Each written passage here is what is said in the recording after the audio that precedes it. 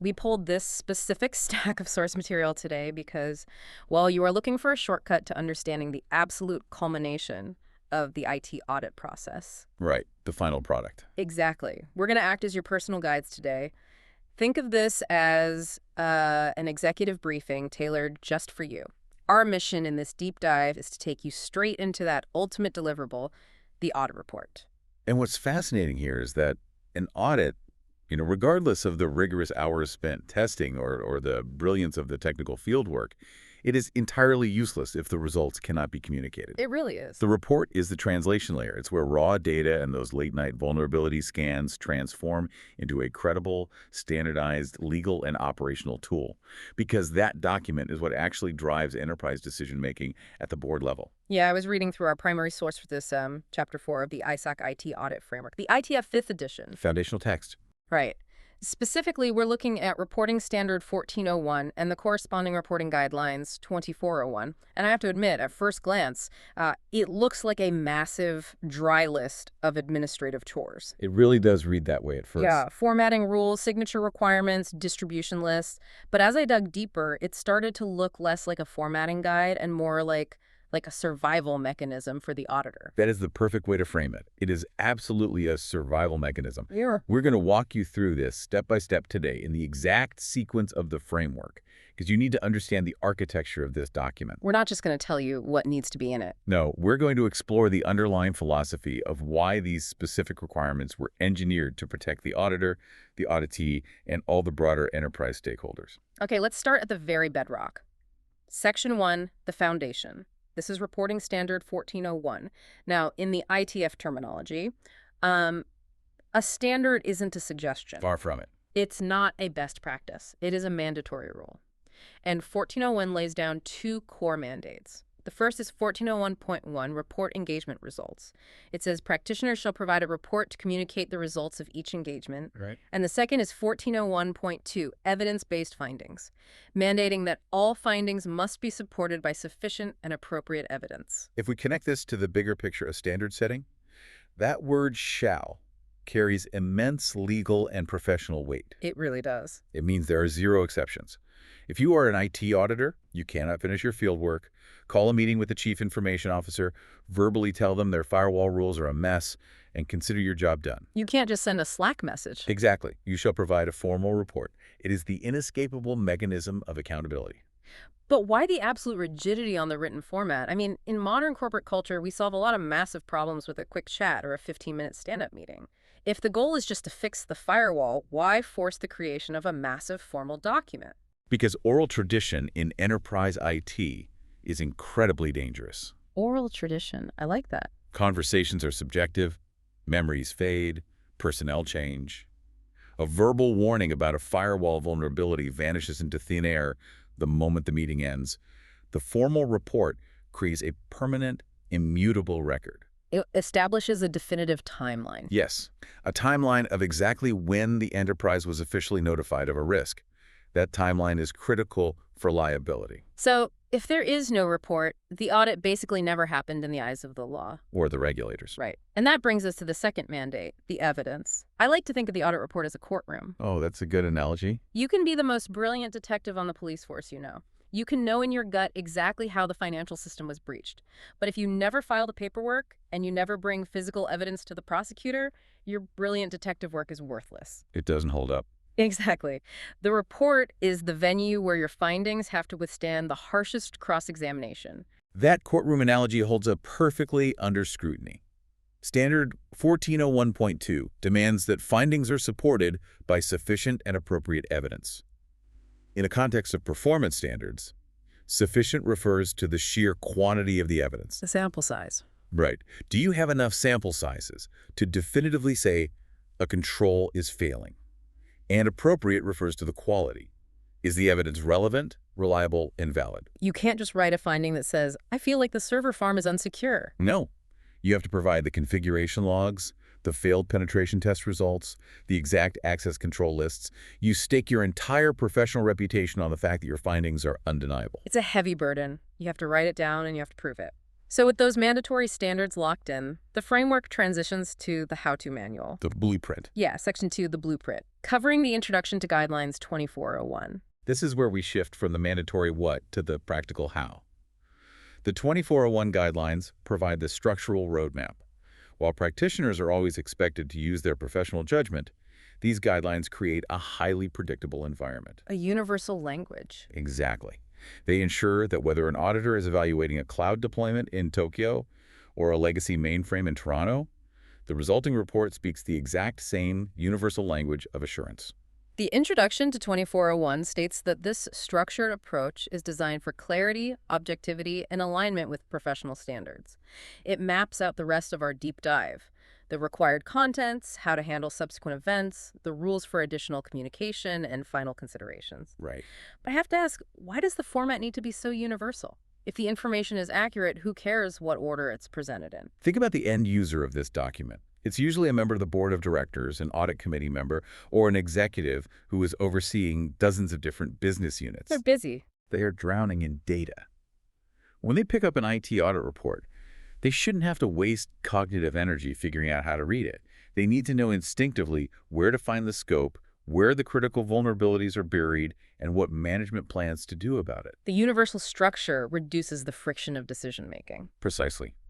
You optimize for the executive's time. That makes a lot of sense. So let's move into Section 3, building the report. Specifically, Section 2401.2, which covers the required contents. We're going to spend a significant amount of time here because this is the absolute architectural core of the document. We can break this down to specific modules. Every single required element in this section was drafted as a countermeasure to a specific problem the profession has faced over the decades. Let's start with Module A, which covers scope and compliance. The guideline requires the report to state that it was conducted in compliance with ISACA standards, or whatever specific professional standards the team is using. But it also explicitly demands that the auditor disclose any non-compliance with those standards. Why lead with a confession if you deviated from the rules? It establishes the fundamental credibility of the document. By declaring the standards used, the auditor is telling the board, we didn't invent our own subjective methodology.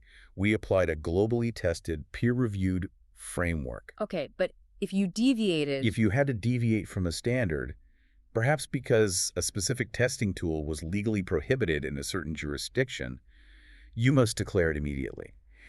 That transparency allows the reader to accurately calibrate how much reliance they can place on your conclusions. It's essentially laying all your cards on the table before the game begins. Exactly. Then the guideline moves into the scope. The report has to define the subject matter, the period under review, and the extent of the work. But the part that really caught my eye is the absolute requirement to declare any scope limitations. This raises an incredibly important operational concept. Defining the scope is setting the boundaries of your investigation. It protects both you and the enterprise. If you are contracted to audit the North America data centers, you must explicitly state that so no one assumes you also audited the European data centers. Right. But a scope limitation is fundamentally different. A limitation is when you intended to look at something within your defined boundary, but you were prevented from doing so. Let's play out a real-world scenario for the listener here.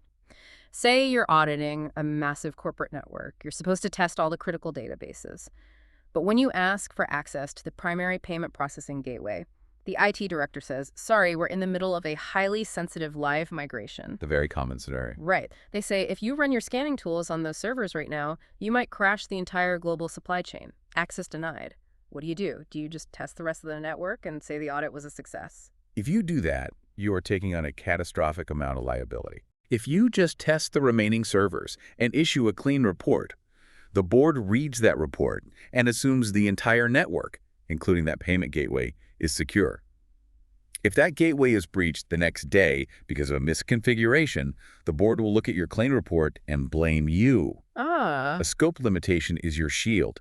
You must explicitly write in the report, management denied us access to the payment processing gateway due to a live migration. Therefore, no assurance is provided regarding that system. You're basically drawing a giant red circle around your blind spots. Exactly. You are forcing transparency. Yeah. You are telling the governance committee, here's the dark corner we couldn't see into.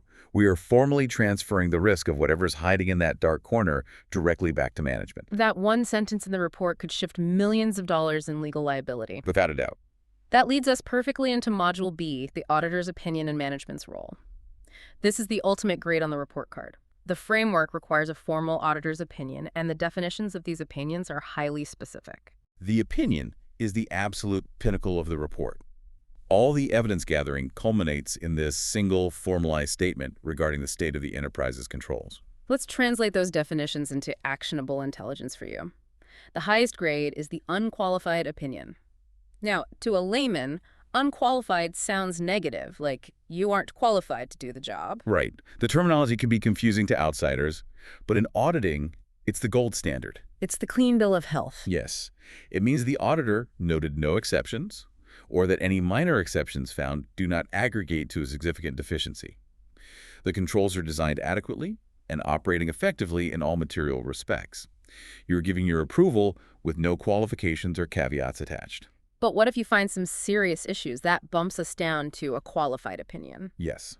A qualified opinion is issued when the auditor notes exceptions that aggregate to a significant deficiency, but they don't quite cross the threshold into a material weakness. So it's a warning. Exactly. It essentially tells the board the system works generally, but there are some notable potholes that management urgently needs to fill before they turn into sinkholes. And the worst case scenario, the red alert. That is the adverse opinion. You issue an adverse opinion when the deficiencies aggregate to a material weakness. Let's stop there, because material weakness is a heavy piece of industry jargon. What does that actually look like on the ground? A material weakness means the control environment is fundamentally broken. It isn't just a minor policy oversight, like an employee having an expired password.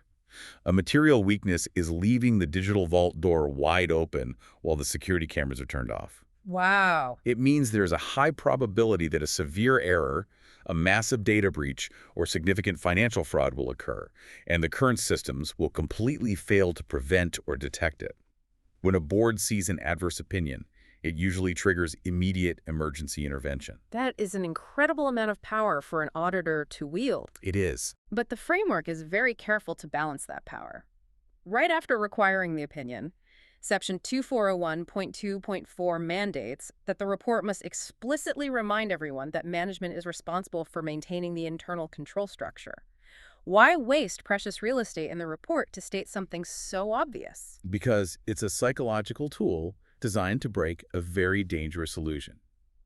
When external or internal IT auditors are in the building, management often falls into the trap of thinking, well, the auditors are here, they will secure our network. Passing buck. Exactly. The framework violently rejects that notion. Mm-hmm. The auditor is merely the observer, the evaluator. The auditor does not write the firewall rules. Management writes them. The auditor just checks if the rules work. So you're forcing them to own it. By forcing this reminder into the text of the report, you are legally binding management to the reality that they own the mess. They cannot outsource their operational accountability to the audit team. It's essentially saying, we are the mirror, not the builder. Don't blame the mirror if you don't like the reflection. It is beautifully put. This brings us to Module C, Objectives and Criteria. The guideline requires the report to identify the audit objectives and thoroughly describe the criteria used to evaluate the subject matter. I have to ask, isn't it kind of obvious what a secure system looks like? Why do we need to rigorously define our criteria? If we connect this to the reality of enterprise IT, nothing is obvious and everything is highly contextual. Okay. If you and I are sent to inspect the safety of a brand new skyscraper, I cannot simply walk into the lobby, look around, and write a report saying, it feels a bit wobbly to me. Right. That is entirely subjective and indefensible. I have to point to the structural steel codes. I have to point to the fire safety regulations. The criteria are the building codes of the IT environment. That is a much better way to look at it. So the criteria could be a legal framework like GDPR for privacy, Yes. or an industry standard like the NIST cybersecurity framework, or even just the enterprise's own internal policies. Precisely. You have to explicitly tell the reader what your rubric is, because what constitutes secure under a basic internal policy might completely fail under the rigorous criteria of a federal compliance mandate. That makes total sense. Furthermore, the guideline states that if your chosen criteria allowed for multiple measurement methods, or if you had to make significant subjective interpretations to apply them, you must disclose that. The board needs to know exactly what baseline you use to form your opinion so they can contextualize the results. You're removing all the mystery from the methodology. Everything is documented. Which leads us into Module D, the administrative guardrails. This is sections 2401.2.7 through 2401.2.1. So structural elements. Yeah, it covers specifying intended recipients, circulation restrictions, signatures, physical locations, and the dates of issuance. Now, a lot of people might glaze over this as standard corporate boilerplate, but surely an enterprise wants everyone in the company to know about their IT health to promote a culture of security. Why restrict the circulation? Absolutely not. Restricting the circulation of an IT audit report is arguably one of the most vital security measures of the entire engagement. Really? Think about what we just discussed regarding an adverse opinion.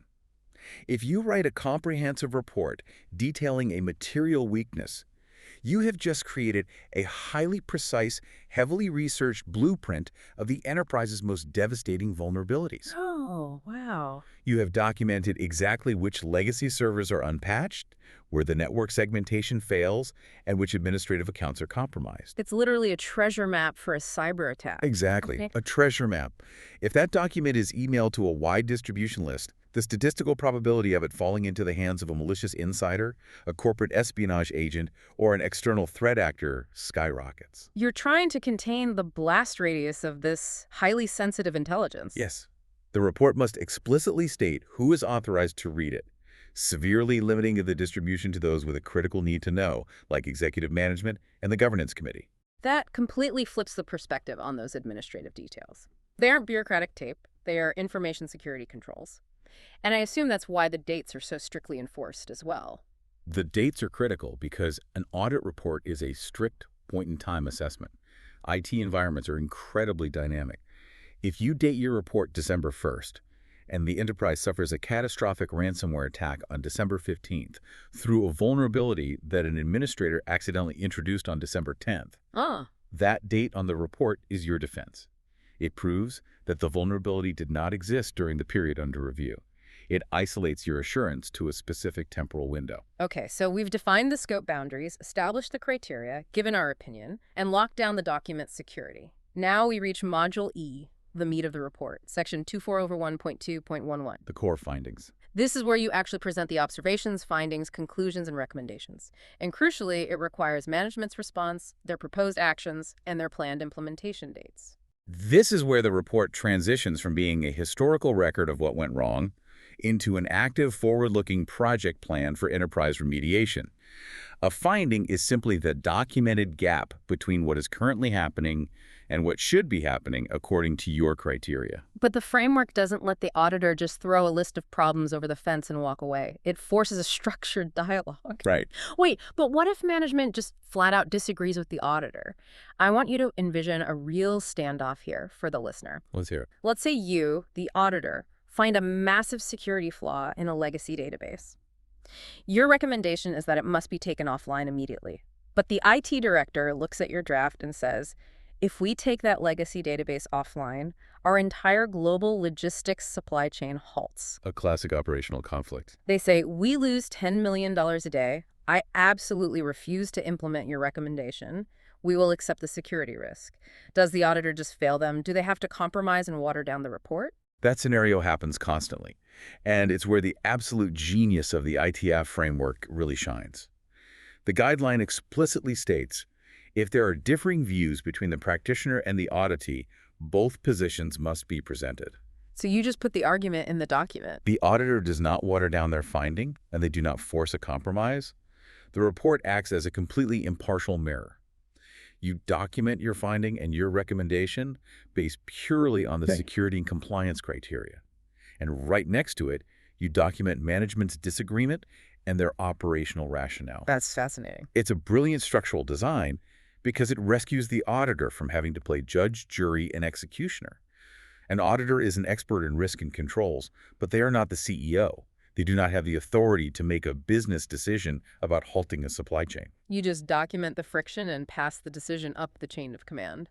Exactly.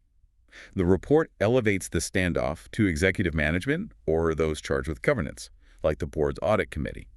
The board reads the auditor's security concern, they read the IT director's operational concern, and the board makes the final strategic call on whether the enterprise is willing to accept that risk. It preserves the auditor's total objectivity while deeply respecting management's operational realities. Precisely. That is an incredibly elegant way to handle corporate conflict. So the report is built, the standoff is documented, the dates are set, but what happens if reality shifts underneath your feet right before you hit send? That brings us to Section 4, the plot twist. Subsequent events, governed by Guideline 204.01.3. I found this section fascinating. The guideline defines subsequent events as events that happen after the audit fieldwork and testing are complete, but before the official report issue date. That might actually change a conclusion. The time frame gap here is the zone of danger. Let's map it out. Say your fieldwork formally concludes on October 31st. You spend the entire month of November analyzing the data, writing the draft, arguing with the IT director about that legacy database, and getting the formal management responses. The official signed publication date of the report is set for December 1st. What happens in the real world during the month of November deeply matters. Right. Now, the standard is clear. Practitioners are not required to actively hunt for these events. Your active testing phase is over. But if a significant event comes to your attention during that drafting window, you must consider it. Let's put a scenario to this. You spend October auditing a massive state-of-the-art data center's environmental cooling controls. You test the sensors, you check the redundancies, everything is flawless. You draft an unqualified opinion. A clean bill of health. But then, in mid-November, while you're waiting for the final signatures on the paperwork, a catastrophic failure causes the cooling system to catch fire, and half the servers literally melt into slag. A nightmare scenario. You can't just blissfully issue your report on December 1st saying the cooling system is perfectly fine, can you? No, you absolutely cannot. If you issue that report on December 1st, knowing full well that the data center is currently a smoking crater, your report is fundamentally misleading to the stakeholders. That violates the core ethical principles. Yes. Even though the fire happened after your testing period, the subsequent event completely invalidates your conclusion. You would have to halt publication and disclose the event in the report. But wait, how do you ensure you aren't blindsided? What if management tries to hide the fire from you so they get a clean audit report to show the investors? That is where the framework deploys its ultimate liability shield. 2401.3.2, obtain written representation. The signature. The practitioner must get a formally signed document from senior management, usually the CEO, CFO, or the highest-ranking executive involved, stating either that no subsequent events have occurred or that they have been fully identified and disclosed to the audit team. You are forcing the executive to sign a piece of paper right before publication. You are shifting the legal burden of disclosure squarely onto management's shoulders. Think about it. During that month of November, the auditor is no longer inside the systems. Management is. By demanding that signature, you are forcing the highest levels of the enterprise to pause, evaluate their current environment, and legally go on the record. So if they lie. Exactly. If that data center fire happened, management covered it up, and the CEO signs a document on November 30th saying no subsequent events occurred, the auditor is deeply protected. The deception was committed by management, and the auditor has the signature to prove it. It's an incredible accountability check. It makes the C-suite legally own the reality of their network at the exact moment the report goes live. It closes that temporal gap perfectly. It does. Okay, so the report is finalized, the subsequent events are checked, the timeline is locked. The document is a masterpiece of technical analysis and administrative guardrails. But the framework warns you that you cannot simply publish this report in a vacuum. You don't just attach the PDF to a company-wide email and log off. Absolutely not. This brings us to Section 5, Beyond the Document. Additional communication, which is Guideline 2401.4. An audit report is a highly consequential, politically sensitive document. The communication strategy surrounding its release has to be just as structured and deliberate as the testing methodology itself. This is where we get into the pure diplomacy of IT auditing. The very first rule in this section, 2401.4.1, mandates that you must discuss the draft report with management in the subject area before finalizing it. This is universally known in the profession as the no surprises rule.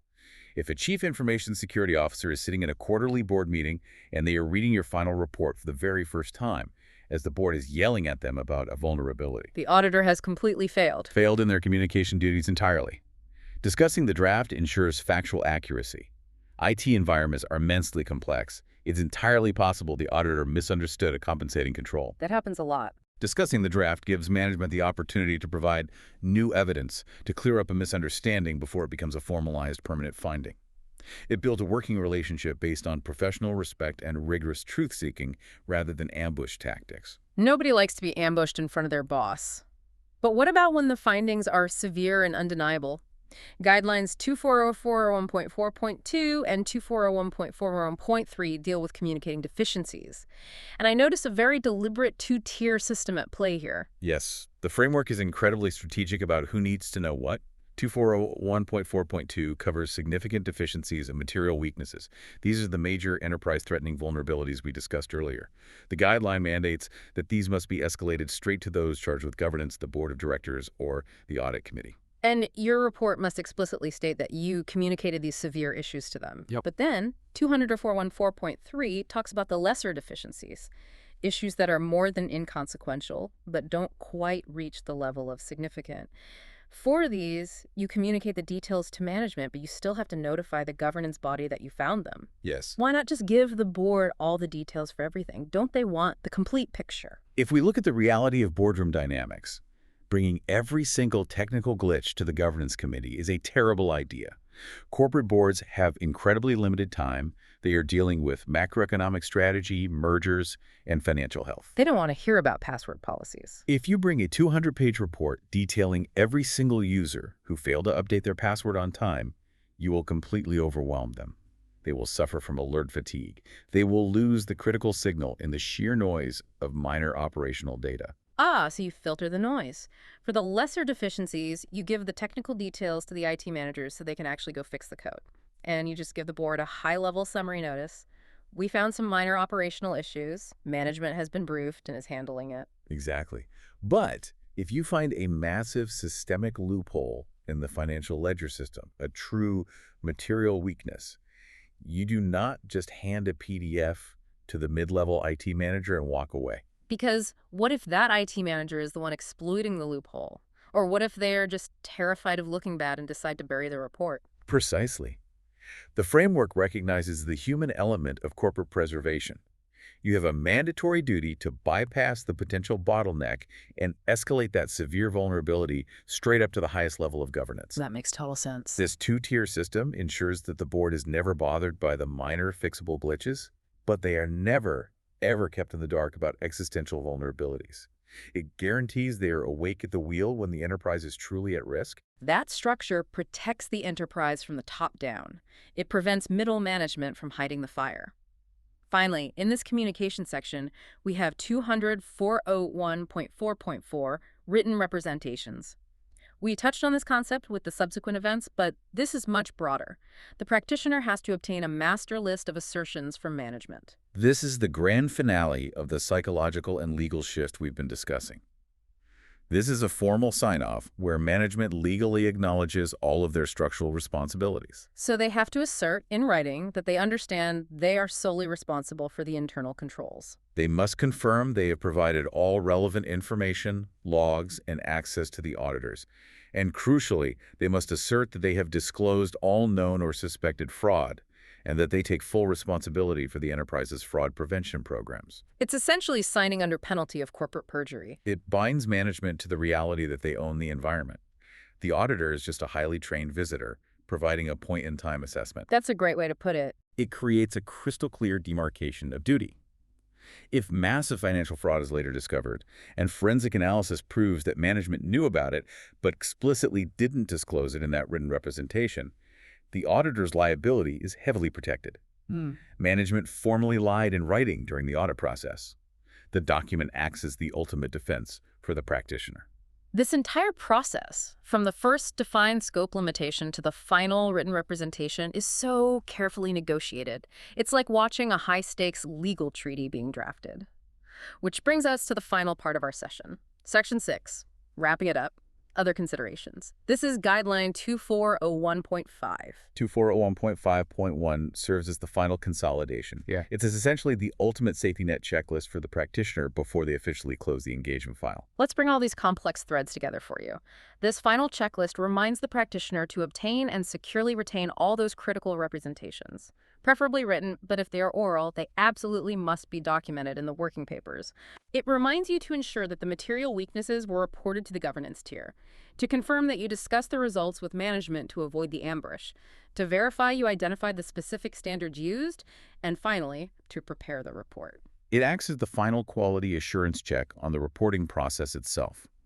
But there is one very specific line buried in this section that I find to be the most compelling part of the entire framework. Which one? It mentioned that practitioners should utilize appropriate reporting tools, including dashboards and continuous reporting. Yes. When I read that, it felt like a massive paradigm shift. We've spent this entire deep dive talking about the report as if it's a physical, static document, a dense 50-page PDF securely locked in a digital vault. But this single line acknowledges that the very nature of reporting is evolving. It is a profound acknowledgement by ISACA. As enterprise IT environments become increasingly dynamic, moving away from static on-premise servers to fluid, auto-scaling cloud environments, the reporting mechanisms have to keep pace. A PDF written in November might be entirely obsolete by February. Which means we are at the end of our specialized briefing, but we aren't letting you go without a lingering thought. We've synthesized the source material, you've navigated through the complexities of Chapter 4. You now understand that an audit report is far, far more than just a summary of technical findings. It is a highly structured, legally binding mechanism of enterprise transparency. It meticulously defines operational boundaries, protects professional liabilities, forces executive accountability, and escalates critical risks directly to the highest levels of corporate governance. It truly is the structural linchpin of digital trust in the modern enterprise. But building right off that mention of dashboards, we want to leave you with a final idea to ponder. Exactly. Think about the trajectory of technology. As IT environments become fully automated, cloud-native, and driven by artificial intelligence, structural changes happen in milliseconds, not months. So, will the traditional written point-in-time audit report eventually become extinct? It is a highly provocative thought. If an audit report transitions from a static PDF issued once a year in December to a real-time living dashboard that the board of directors can view 24/7 on their phones, how will the auditor's role fundamentally shift? That's a huge question. If the enterprise system is continuously auditing itself, checking its own configurations against compliance frameworks, and reporting anomalies in real time, the auditor is no longer just a historical reporter looking backward. They must become a real-time interpreter of digital truth. How do you issue a formalized, legally binding opinion on a dashboard that changes its risk profile every 5 seconds? It fundamentally rewrites what it means to provide assurance. It is an amazing challenge to mull over as the profession steps into the future. Think about that the next time you look at any corporate report, whether it's a static document or a dynamic dashboard. Thank you for letting us guide you through this, and thank you for taking this deep dive into the source material. We'll catch you on the next one.